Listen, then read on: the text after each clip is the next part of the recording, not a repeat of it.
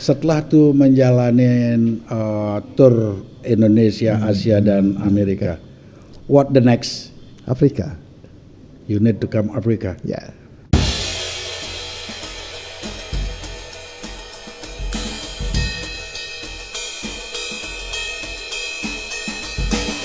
Terima kasih, selamat sore. Kita kembali ke channel Case Close episode ke-40 yang pada hari ini Jumat 23 September 2022. Redaksi Case Close mengundang salah satu tokoh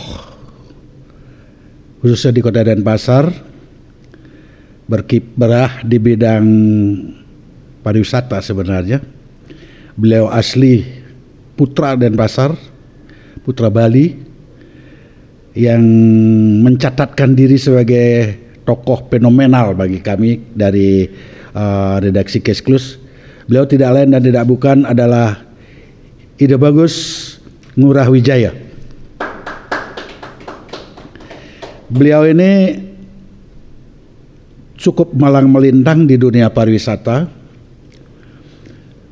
sempat menjadi ketua BTB itu ya, terus sekarang juga menjadi ketua Porlasi. Cukup banyak organisasi yang digandrungi. Kita mengundang Pak Wijaya, Pak Gus Ngurah hari ini adalah dalam rangkaian perjalanan panjang dengan menggunakan sepeda motor melintasi benua atau negara. Adapun hal-hal yang ingin kami ketahui atau kami gali dalam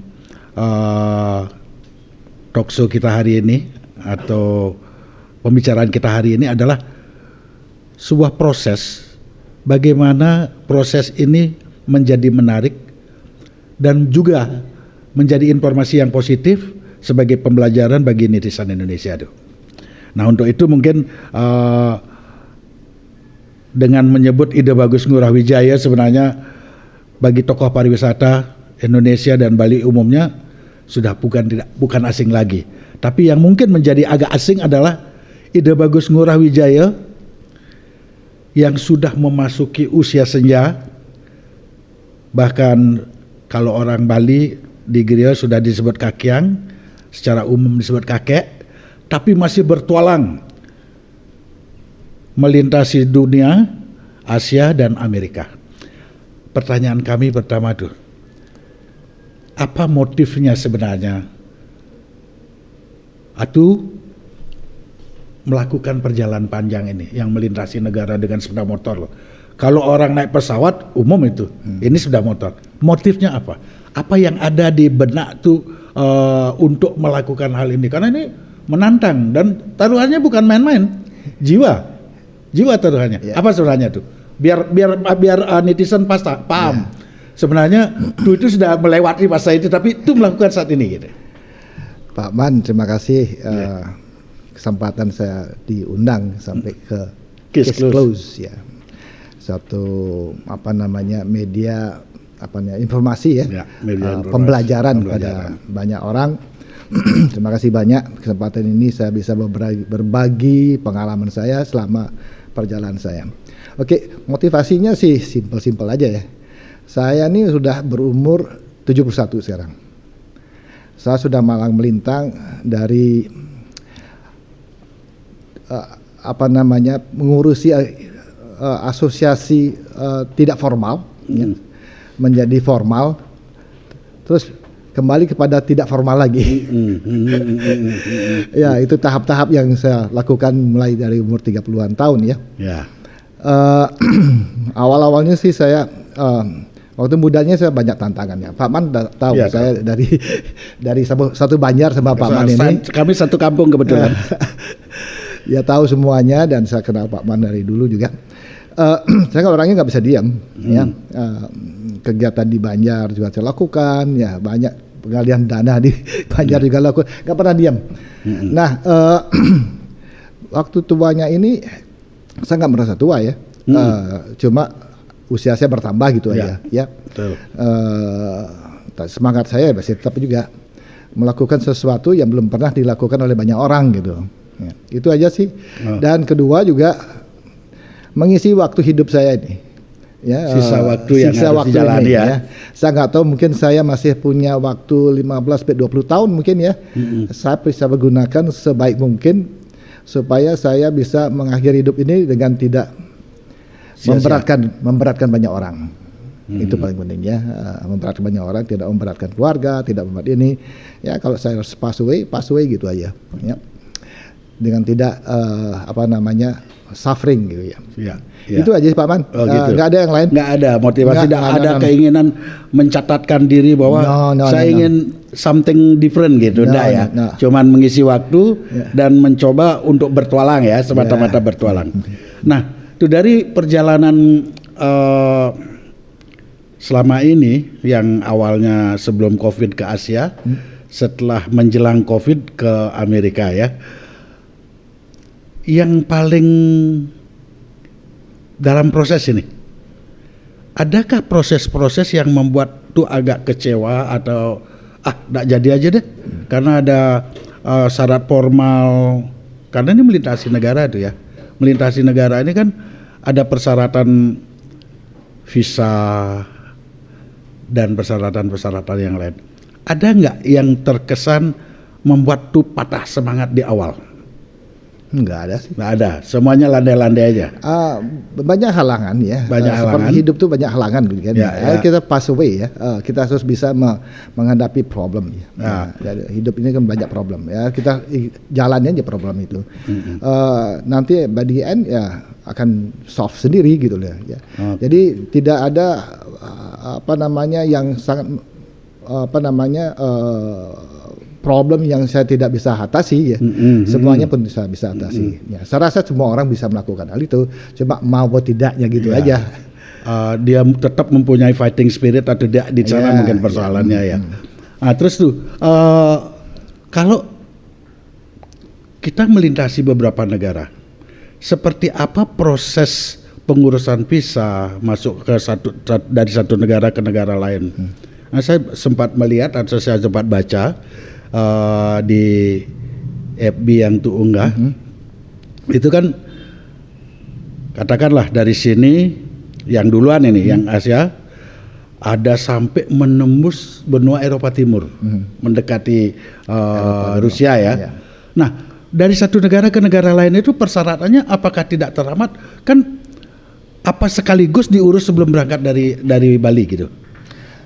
Enggak juga proses administrasinya nih. Enggak juga sih. Pertama kali ya pasti melakukan sesuatu harus ada preparasi ya. Kita harus baca dulu situasi daerah-daerah itu ya. Umpamanya kita ke Rusia gitu banyak. Rusia itu apa sih persyaratannya? Asal gitu aja, kita kan di Google sekarang gampang sekali. Jadi ya sebelum kita berangkat ya kita mempersiapkan itu sebelum kita menuju ke negara berikutnya. Jadi kita apply visa, umpamanya pergi dari Chili bawa ke Argentina ya. Saya bisa minta visa Argentina di Chili gitu loh. Ya, karena saya belum tentu tahu ya berapa lama saya sampai di perbatasan itu. Jadi jadi sebelumnya harus kita prepare. Kalau kita prepare dari Indonesia, kita akan diplot dengan waktu-waktu. Ya, nah ini susah plot waktu-waktu. Kadang-kadang kita nggak nyampe di sana. Belum sampai udah berakhir. Ya berakhir. Nah makanya persiapan itu harus kita lakukan jauh sebelumnya. Sebelum kita menuju ke negara berikutnya. Berarti setiap dari satu negara ke negara lain berapa waktu dibutuhkan untuk pengurusan visa ini? Masing-masing lain ya. Masing-masing negara berbeda. Masing-masing negara berbeda. Saya untung sekali waktu saya nah ini untuk bikers yang akan menuju ke Amerika ya. Informasi mengenai visa di Amerika Tengah itu tidak semuanya banyak agen visa tahu di sini. Saya pernah mengalami hal ini. Karena apa? Dalam persyaratan yang ada di banyak agen visa di sini, menuju ke Amerika Tengah itu harus mempunyai visa Amerika. Itu aja. USA ya. Atau salah satu Kanada atau Europe atau Australia. Nah, padahal sebetulnya enggak. Bukan itu aja, harus dipergunakan visa itu. Visa itu harus dipergunakan. Dulu. Amerika maunya kita harus transit dulu Amerika, harus masuk Amerika dulu. Jadi visa itu harus digunakan dulu. Sudah itu baru kita apply visa lagi untuk ke tempat selanjutnya. negara gitu ya. Nah itu banyak tidak diketahui oleh orang, banyak yang ada masalah dengan hal itu. Oh gitu. Ya. Ini berarti perlu tuh sampaikan persoalan-persoalan ini, siapa tahu ada biker muda atau siapapun yang ingin mengikuti jalannya tuh untuk menaiki numpang sepeda motor sampai abroad ya, ke luar negeri. Dan ini saya rasa kalau memang perlu dibuatkan semacam panduan itu juga bagus, sehingga orang tidak kalang kabut begitu sampai di negara kemana mereka tuju ya. Nah tuh kendaraan yang dipakai apa ini?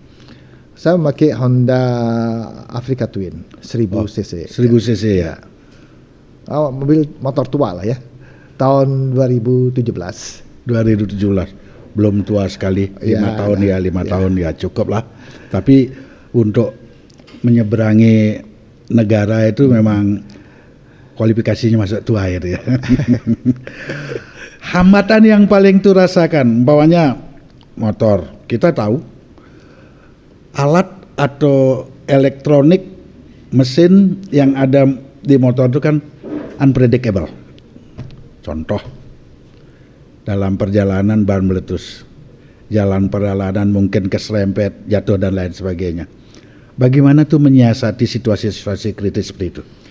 Kalau ya ban meletus itu kan masih normal. Normal ya. Normal, dan kita harus bisa tuh benar.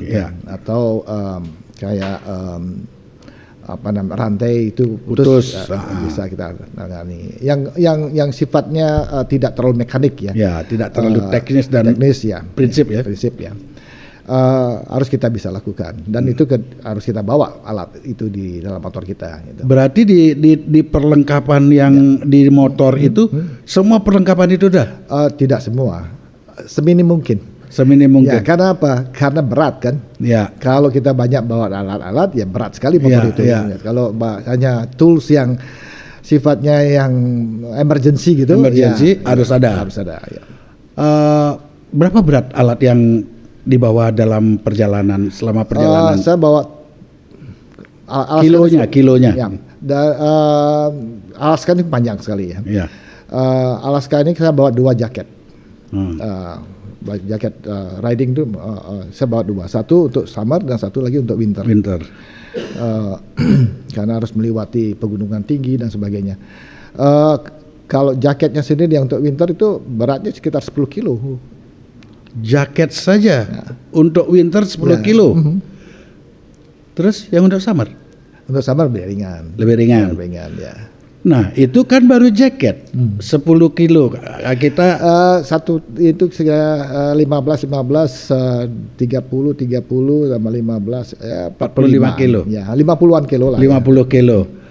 Itu selalu di gendongan sepeda motor. Ya. 50 kilo itu baru seberat itu, belum motor ya? Motor 225 kilo, 50 kilo, ya, 275 ditambah penumpang 65, 70 mungkin tambah beratnya. Tambah bensin. Ya itu. Ini benar-benar sebenarnya menarik sekali bagi rider-rider di Bali ya. Mungkin generasi penerus itu untuk belajar soal ini. Dari segi aspek kerusakan sudah tuh tangani sendiri. Artinya ada nggak di saat perjalanan ini yang betul-betul memakan pikiran sampai berhenti berhari-hari karena faktor kendaraan? Oh ya, saya berhenti itu pertama kali di Honduras. Karena di Panama cakram rem saya itu lepas. Cakram rem? Ya, lepas. Cakram rem itu lepas. Bautnya yang ada di sana tuh ada 8 kalau nggak salah, 4 sudah nggak ada. 4 sudah ada? Nggak ada. Jadi masih ada tinggal lagi 4. Nah saya harus jalan pelan-pelan itu menuju ke Honduras Santiago. Ya. Bukan Santiago namanya. Pokoknya Honduras ibu kotanya, lupa saya namanya. Itu kurang lebih lagi 1000-an kilometer ya. 1000 kilometer. Lebih ya. Cakram ini sudah bermasalah. Sudah bermasalah. Pelan-pelan, jalan pelan-pelan sampai juga di sana. Nah, baru masuk bengkel. Karena di tengah jalan tuh nggak ada bengkel. Apakah tidak terlalu berisiko itu, Pak? Oh iya, kalau kita sangat berisiko. Pertama, negara yang belum pernah kita lewati secara physically dengan sepeda motor kan. Kondisi sepeda motor seperti itu. Apa yang ada dalam pikiran itu saat itu? Just go for it, don't look back or something? No, ya bagian dari problem, gimana kita solve problem itu. Ya, akali ya, pelan-pelan lah. Pelan-pelan. Ya, tidak pakai rem belakang, tapi rem depan gitu. Oh, ini yang cakram belakang nih yang lepas. Ya, belakang, ya. Oh ya. Jadi kalau nggak pakai rem belakang itu kan bahaya sekali kan. Jadi harus jalannya pelan-pelan. Oh, depan aja yang jalan banyak, sama oper gigi dan sebagainya. Ya. Berarti di sana harus menguasai teknis berkendaraan juga ya, tidak gampang-gampang ya. Iyalah ya. Kalau motor tinggi ya harus punya ini. Kalau motor rendah sih gampang ya. Motor tinggi itu yang susah ya, karena itu balance ya. Itu sudah hitung nggak berapa kilometer semuanya? 61.000. Since the beginning ya. Sampai di Bali mungkin 62.000 lah. Ya. 62.000 kilometer. Ya. 62.000 kilometer. Kalau diukur panjang sekali itu ya, 62.000 kilometer. Belum dihitung lightnya ya. Terus selain kendaraan tuh yang bermasalah, yang tuh alami dalam proses ini, berapa jam satu hari itu melakukan perjalanan untuk bersepeda motor ini? Tergantung apa yang kita mau jalani, apa yang kita mau lihat, kemana kita akan pergi. Ya. Kadang-kadang ya sampai 200 km mungkin, tapi kadang-kadang sampai 700 km. Ya, jadi ya tergantung jarak gitu ya, Pak. Ya. Sama contoh umpamanya kalau di Patagonia, Argentina, itu 450 km nggak ada pompa bensin. 450 meter tidak ada pompa bensin. Isi Honda ini full tank berapa? Ya paling 250-an lah ya. 250 liter. Ya. Jadi kita harus siapkan bensin sebelumnya. Bagaimana caranya kalau saya punya folding bladder namanya. Folding bladder, kalau ada bensin ya dilipat gitu. Kalau bensin ya diisi bensin penuh. Gitu. Oh berarti harus tahu dong jarak yang dituju, dia akan scan, sehingga itu sudah mempersiapkan. Ya memang ya, makanya persiapan itu paling penting. Ya kalau di tengah jalan kita nggak tahu apa-apa ya matilah kita. Ya itu betul. Nggak ada motor, nggak ada apa yang lewat selama mungkin 2 jam 3 jam 2 jam gitu lah. Tidak ada motor lewat, nggak ada mobil lewat, kosong. Ini tur yang menantang sebenarnya. Itu benar-benar persiapan. Apakah tuh belajar sebelum ini tuh, karena setahu saya tuh itu expert di bidang perhotelan yang saya tahu ya. Ya sekolah di Perancis soal perhotelan. Terus kembali ke Bali ngurus hotel dan organisasi yang lain ya. Itu saya anggap asesor, tapi pokoknya di pariwisata. Ini bagi saya yang juga satu kampung, satu tempat tinggal itu sebenarnya begitu surprise. Surprise mengambil langkah seperti ini tuh ya. Kan berapa waktu tuh punya untuk mempersiapkan naik sepeda motor seperti ke luar negeri kayak gini? Gini Pak Man, sebelum saya pergi ke Asia, saya keliling Indonesia selama 2 tahun. Oh, that's mean around Indonesia 2 years. Selama 2 tahun, on and off. On and off. Kalau ada undangan di rumah pulang. Kalau pacara di rumah pulang. Ya on and off gitu kan, dekat ini kan bisa terbang. Selama 2 tahun. Jadi di sana saya belajar. Oh, dari sana tuh proses belajar. Iya, pembelajaran kali. Berarti learning by trial dong. Oh ya pastilah ya. Ada teknik-teknik tertentu ya. Pertama kali saya diajari anak saya. Anak saya kan sama, sifatnya sama. Anak saya paling kecil. Dia sama dengan saya persis. Dia suka adventure, dia suka explore, dia suka semuanya. Dia pakai trail gitu. Dia ngajarin saya pertama kali. Oh ya? Saya sudah dapat tekniknya dikit ya, saya keliling Indonesia. Keliling Indonesia tuh tahun berapa itu? saya pensiun selesai semuanya tahun 2016 ya. 16. 2017 lah ya, 2016 akhir lah. Ya. Indonesia. Alun? Sama Pak Man Batu. Pak Man Batu. Ya. Berarti selama 2 tahun itu on and off. Ya. Setelah itu merasa lah, itu boleh merasa, saya katakan merasa mampu menaklukkan jalan di Indonesia lah. Ya. Berapa pulau tuh? Hampir semua kecuali Irian sama Maluku. Hampir semua kecuali Irian sama Maluku. 50 pulau kecil ya, nggak mungkin lah. Ya. Borneo, Kalimantan, putar ya. Terus Sumatera pulang pergi, Jawa pulang pergi, Sulawesi pulang pergi, NTB itu pulang pergi. Setelah itu baru tuh berpikir untuk cari tantangan baru seperti ke Asia lah ya, ke Asia. Kayak Pak Man lah suka tantangan juga. Terus Asia itu berapa bulan tuh? Asia 5 bulan. 5 bulan.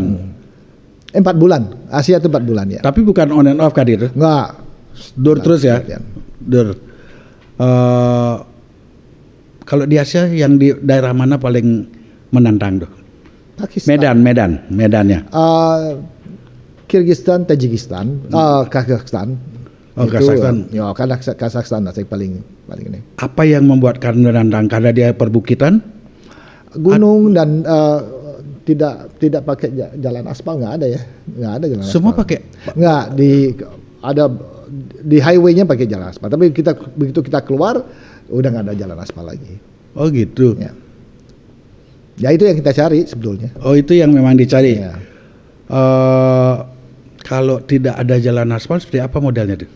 Tergantung ada bebatuan kayak gitu. Batu, ada pasir, ada clay, ada tanah liat, itu ada pasir, ada. Oh gitu. Ya. Tergantung di mana daerahnya. Kalau dengan motor Honda yang seperti yang itu pergunakan, tanah liat itu kan setahu saya itu kan licin. Ya. Kayak di Mongolia. Ya Pak Man jatuh berkali-kali. Ya. Itu di Mongolia itu nggak ada jalan ya, kecuali dalam kota ya. Antara satu kota lain ada, tetapi begitu kita keluar dari sana udah nggak ada jalan. Orang Mongolia itu kan hidup mereka nomad. Nomaden ya, tidak punya nggak ada kampung dia. Dia pindah, jadi nggak ada jalan sebetulnya. Ya dari sana pas hujan, tanahnya tanah liat ya, itu licinnya setengah mati ya. Pak Man kurang sigap dengan itu ya. Jadi sering dia jatuh, kasihan juga dia. Ya harus bangunin lagi jalan. Nah, kalau yang di Kazakhstan itu banyak bebatuan ya, banyak bebatuan batu kecil, batu gede-gede gitu lagi. Ya. Itu yang menjadi tantangan begitu ya, untuk melewati fase-fase yang itu dicari. Memang dicari ya. Nah terus kan dalam perjalanan tuh menjalankan itu kan tidak dengan pemandu kan? Nah. Berarti pakai Waze, pakai Google Maps. Sekarang paling gampang. Google, ada map juga, ada tanya sama orang juga. Gitu. Oh semua dipergunakan. Semua. Karena kan semua instrumen digunakan. Nah kan kadang-kadang begini, orang kalau ke tempat yang jauh yang tidak diketahui kan ada rasa ragu. Ya. Bisa nggak saya temukan jalannya? Kadang-kadang kalau kita pakai Waze pun disuruh kita ke sana, tahu-tahu jalan buntu. Ya. Nah kalau pernah tidak tuh mengalami seperti itu? Nah, jangan kan ke sana. Di Jogja aja, di Jawa Tengah aja sering kita masuk ke kebun-kebunnya orang. Masuk di belakang-belakang rel kereta api. Masuk ke kampung-kampung jadi karena Waze atau Google yang mengarahkan kita ke sana. Ya, itu. Karena saya setup itu saya hindari highway, tol itu saya hindari. Jadi Google saya mencari jalan kecil-kecil ya, itu. Kayak jalan tikus lah katakan ya. Jalan tikus ya. Memang di setup begitu. Akhirnya masuk ke sana. Seperti dari pertama kita pergi dari mana ya? Dari Lumajang ya. Dari Sindoro ya. Pura di Lumajang dah itu. Menuju ke Bromo itu. Itu tahun 2016 kalau salah ya, 2017 gitu. Kan nggak ada jalan itu. Ya. Itu melewati jalan perkebunan ya, itu. Jalan kampung ya. Jalan kampung nggak ada jalan tuh, nggak ada jalan sama sekali. Saya pertama kali nembus itu pakai motor besar BMW waktu itu. sama Pak Man. Pernah enggak mengalami kerusakan mekanik mesin tuh? Mesin Baik enggak ya. perjalanan Indonesia maupun perjalanan luar negeri. Mesin sih enggak ya. Mesin selama perawatan oli itu ya rutin ya, pasti nggak ada masalah ya. Mudah-mudahan sih nggak ada. Yang masalah itu adalah di mekanik yang lain. Ya umpamanya saya kena di British Columbia di Kanada. Itu kan sprocket saya untuk chain, pegangan chainnya itu untuk jalankan motornya. Itu patah semua. Oh ya? Itu patah semua ya. Untung jaraknya nggak begitu jauh. Baru saya keluar dari kota itu sebetulnya, dari kota kecil namanya Prince George, ya nama kotanya Prince George. 150 km, 125 km. Itu udah nggak bisa dihidupkan, jalankan lagi motornya. Udah klak klak klak klak klak. Kayak sehar patah tuh. Ya. Kayak sehar patah ya. Enggak, kayak tidak ada power gitu ya. Jadi chainnya rantainya itu longgar gitu. Ya. Enggak ada powernya. Saya telepon teman saya nih, gimana nih? Ada saya bagian daripada grup di Amerika juga untuk World Tour ya. Gimana ada nggak caranya untuk mendapatkan ini? Enggak, kamu harus kembali dulu. Motornya, wah ini 125 km, kalau saya tuntut motor ini mati saya. Ya. Tapi saya coba hidupin, jalan pelan-pelan sekali, sampai saya di batas 15-an kilometer sebelum masuk kota itu. Nah baru saya bisa panggil towing. Oh, ya.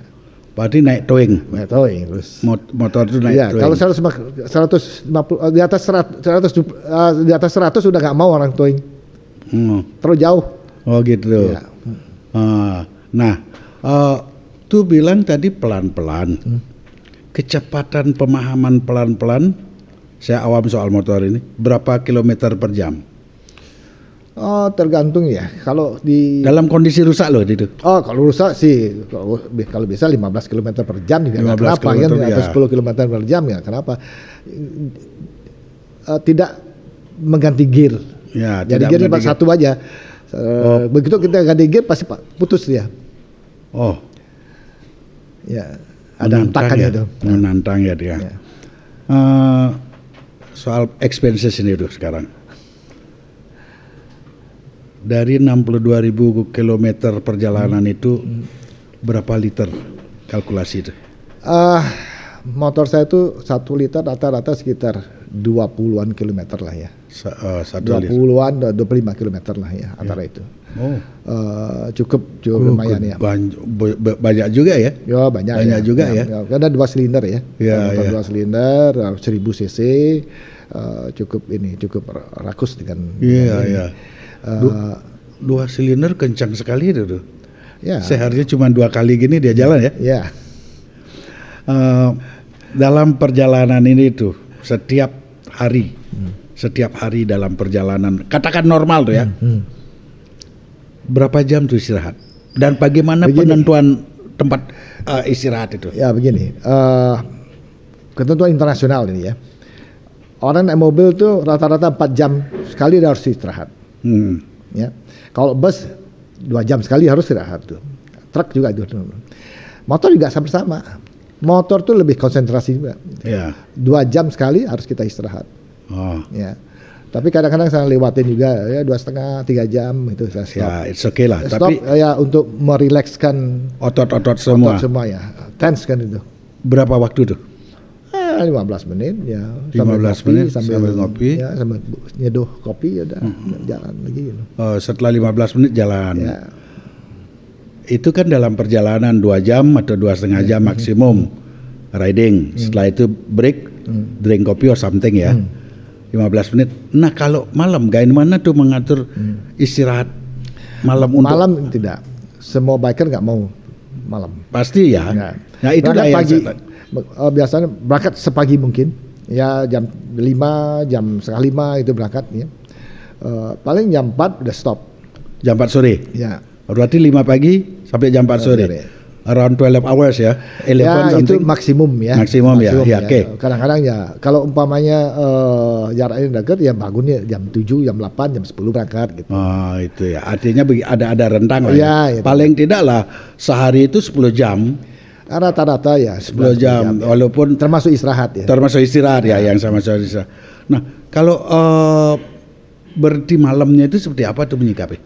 Begini. Apakah dihitung dia mau nginap di mana dan lain Ya sebagainya? paling tidak kita tahu lah tujuan kita kemana. Ya. Kalau nggak sampai sana ya kita harus pinggir camping di luar atau gimana. Kalau nggak sampai ya, kalau sampai ya bagus. Dan di tempat itulah kita bercari penginapan, cari tempat camping atau cari hostel gitu.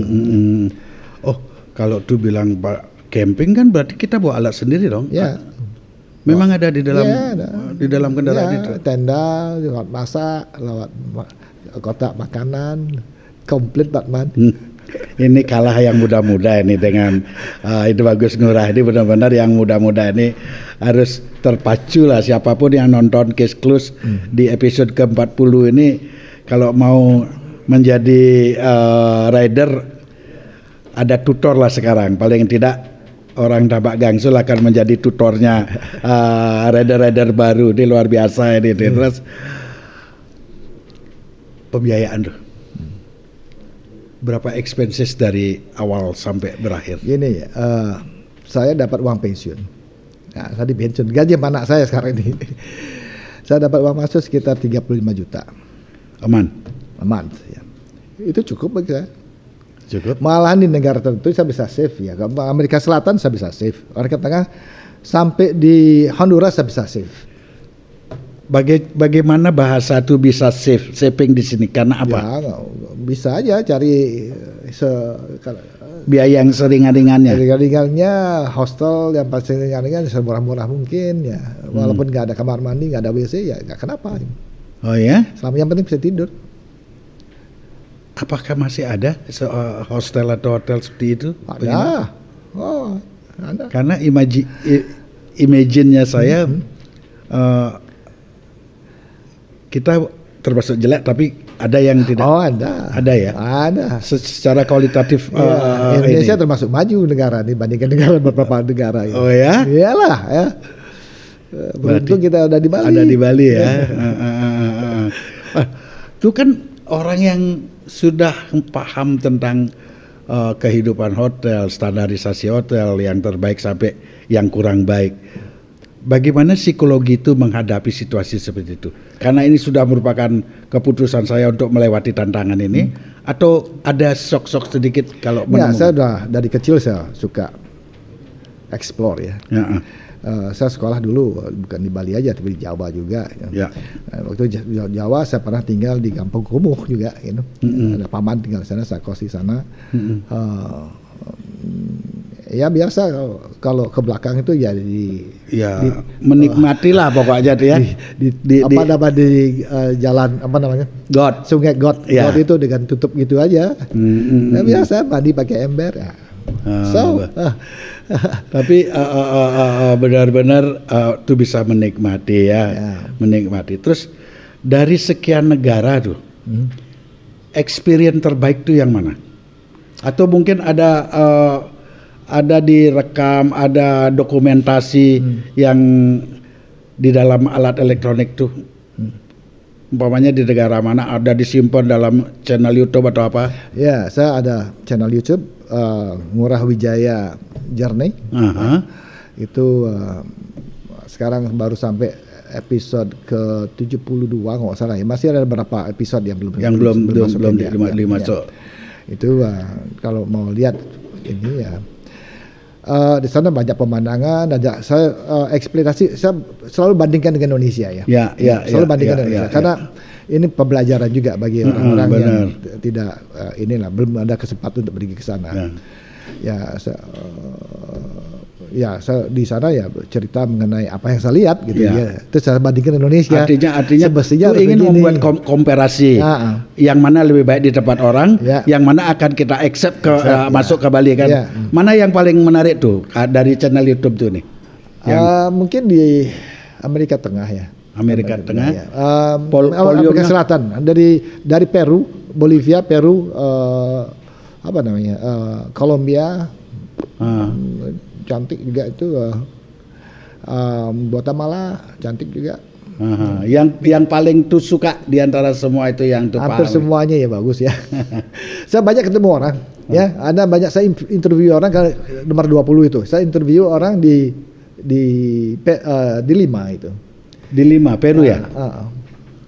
Interview orang tuh mengenai satu destinasi, ada komplit semuanya di situ di satu tempat di Lima. Nah, ini tuh Welcome to Bali, America Tour 2020-2022. Ini semua nih foto ini di Amerika Selatan nih semuanya. Oh, ini iceberg gitu. Bangga jadi orang Indonesia kan? Iya, benar. Ini merupakan kebanggaan. Tidak semua orang mampu akan seperti ini loh. Ini butuh nyali yang luar biasa selain hal-hal yang lain ya. Ini terutama nyali. Saya mau makan breakfast. Ini awal-awal. Soalnya banyak ini ya, apa namanya, spot-spot itu sempat jadiin satu ya. Tidak semua gitu.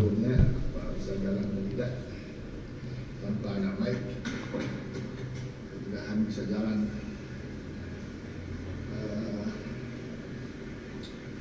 Saya tinggal menunggu chain saya ganti.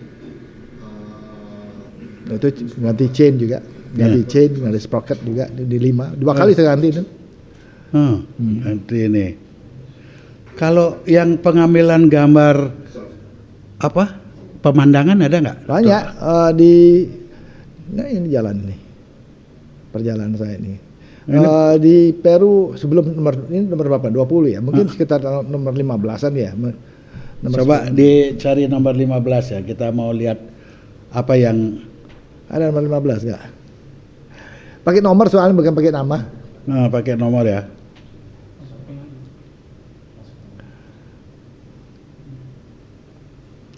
Ini Ushuaia, kota paling selatan. Paling selatan di benua Amerika. Oh, kota paling selatan di benua Amerika. Apa namanya tuh? Ushuaia. Oh. Ini Peru ya. Ini Peru ya.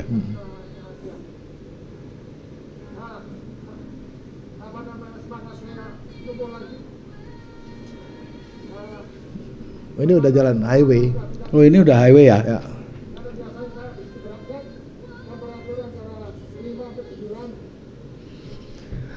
Andes itu paling menantang ya.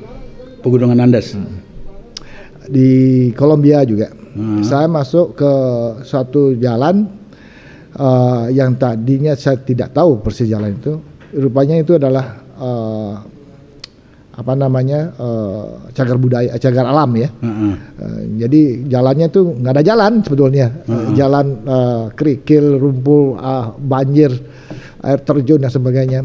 Sempit jalannya, kurang lebih ya 3,5 meter lah lebarnya. Ya. Truk lewat situ. Dan jalan tikung-tikung itu, saya hampir jatuh tuh 3 kali itu. Kaki saya tinggal 1 jengkal kaki. Kalau badan saya miring agak ke kanan dikit, saya udah 600 meter di bawah. Jurang. 3 kali.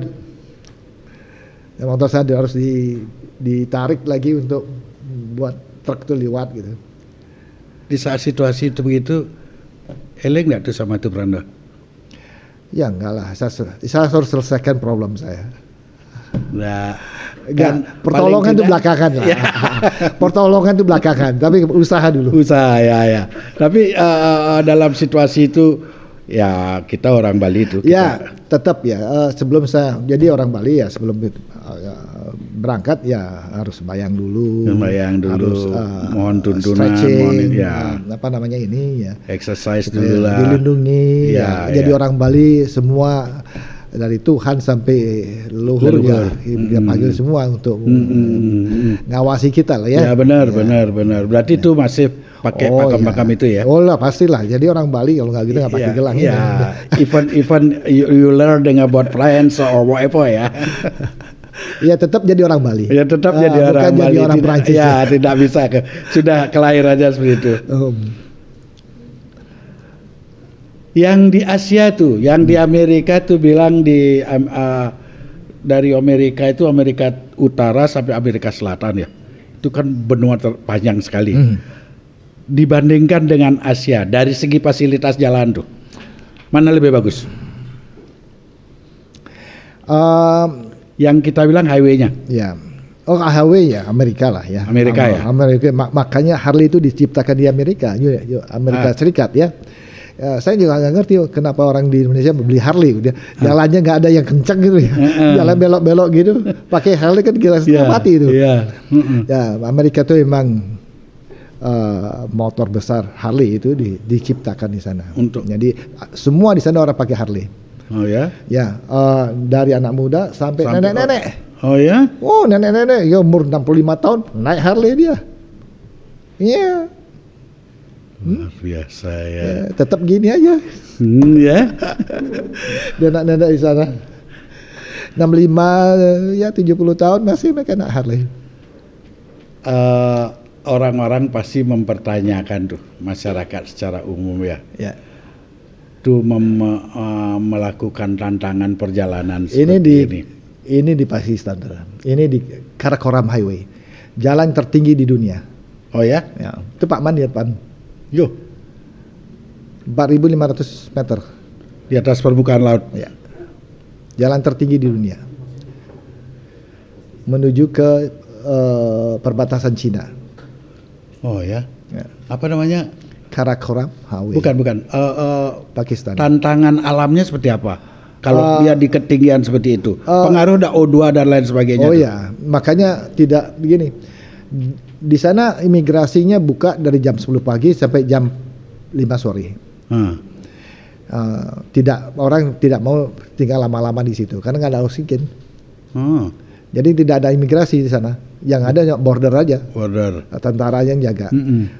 Imigrasinya itu 175 km sebelum border.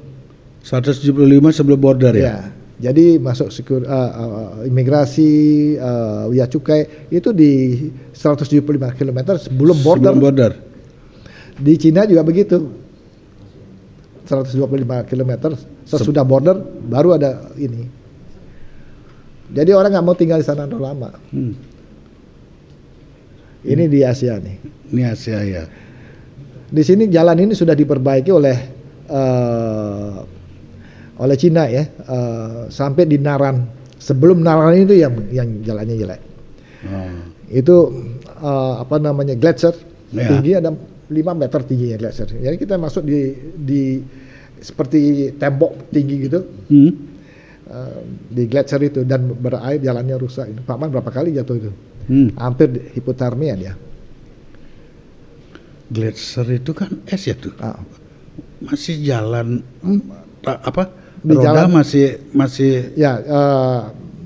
Ada perubahan penggunaan ban gitu enggak? Sama ya? Ya. Berarti dibutuhkan teknik pengendara sepeda motor dong tuh ya? Ini di Central Asia nih, ini jalan yang paling rusak nih selama perjalanan. Ini dekat perbatasan Cina nih. Yang tadi itu di Kazakhstan. Berarti laku juga plat DK di sana ya? Iyalah. Itu gunanya mah. Plat DK itu ada di mana-mana. Itu. Ini perbatasan Rusia. Perbatasan dengan Rusia. Ini dekat Naran di sini. Cherry. Oh, cantik sekali ini daerah ini. Negaranya. Daerah ini cantik. Ini Tajikistan, Kirgistan. Ini rumahnya pakai itu. Apa namanya? Kayak Mongol ini. Nah, jalannya kayak gini nih.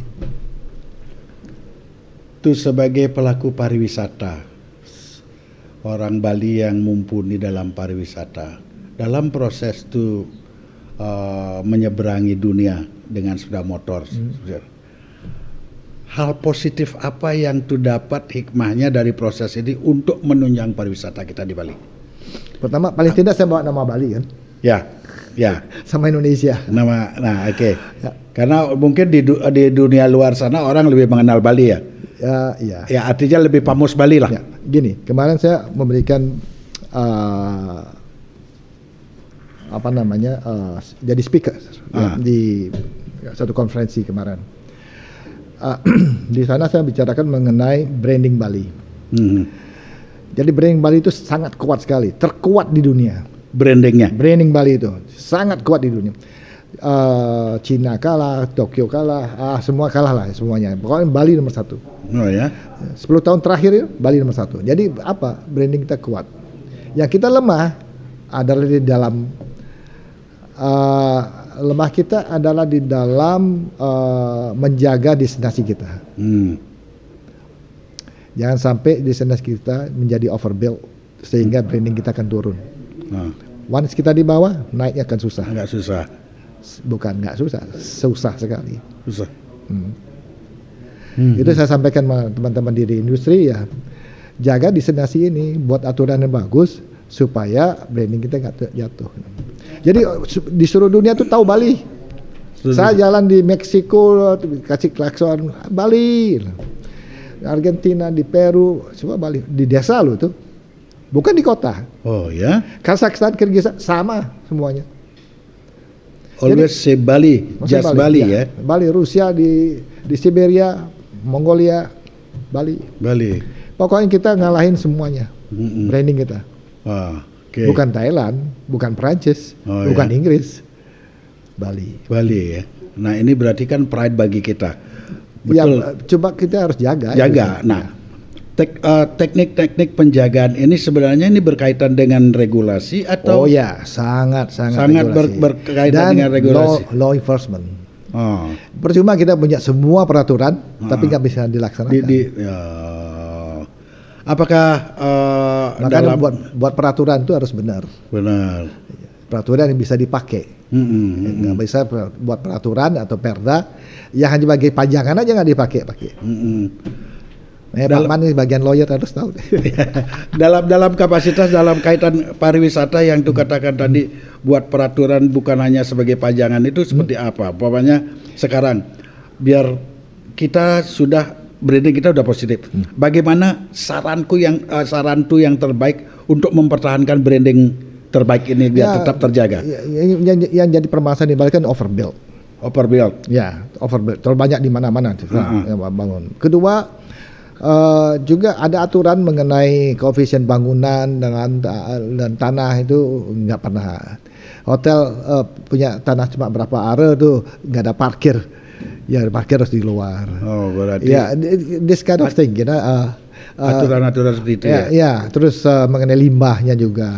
Mana limbahnya? Kemana dibuang nih limbah nih? Nah, pemerintah bisa menyediakan air bersih nggak? Kalau nggak bisa air bersih, jangan dikasih izin dulu. Berarti tetap regulasi ya. Kalau perlu ya memang dibuatkan saran seperti itu biar pemerintah lebih aware ya. Nah ini urusnya Pak Man ini. Ya, oke. Tuh pertanyaan terakhir karena waktu pula yang harus memisahkan kita dalam ngobrol santai ini. Setelah tuh menjalani tour Indonesia, Asia dan Amerika, what the next? Afrika. You need to come Africa. Yeah. You already have the schedule on that. Tahun depan. Next year. Yeah. Around month? Kalau semestinya saya harus berangkat itu bulan Januari. Summer di sana kan. Amerika Selatan. Afrika Selatan. Cuma saya harus ganti motor saya harus dikecilin lagi. Why? Karena jalannya tidak seperti yang di Amerika Selatan, tidak seperti di Asia. Ya, saya mencari motor lebih ringan lagi. Seperti apa motor seperti yang mid size yang sekitar 700 600 cc gitu. 600 sampai 500 sampai 700 cc ya. Ya jangan 500 nanti enggak kuat ya. 600 700 itu. 600 700 cc. Berarti next program go to Afrika. Selamat tuh, semoga berhasil dan sukses dan mampu membawa nama Bali keluar dan mampu menjadi motivasi bagi radar-radar muda. Oh harus ya. Inilah kegunaan saya membeli influence pada teman-teman anak muda ya, gitu, dan teman-teman sebaya saya atau lebih tua dari saya supaya dia bergerak. if you don't move, kalau kamu nggak bergerak, kamu mati. Iya, benar. Ya? Benar. Pilih yang mana? Logik itu ya. Kalau tidak bergerak ya mati. Mati ya. Oke, itu semoga berhasil tuh ya. Terima kasih atas kehadiran tuh di channel Case Close pada hari ini. Di waktu yang begitu sesak bagi itu untuk melakukan kegiatan, tapi itu masih sempat hadir atau menyiapkan waktu untuk hadir di channel Case Close. Saya ucapkan sekali lagi terima kasih dan saya tutup dengan Paramasanti. Om Santi, Santi, Santi Om.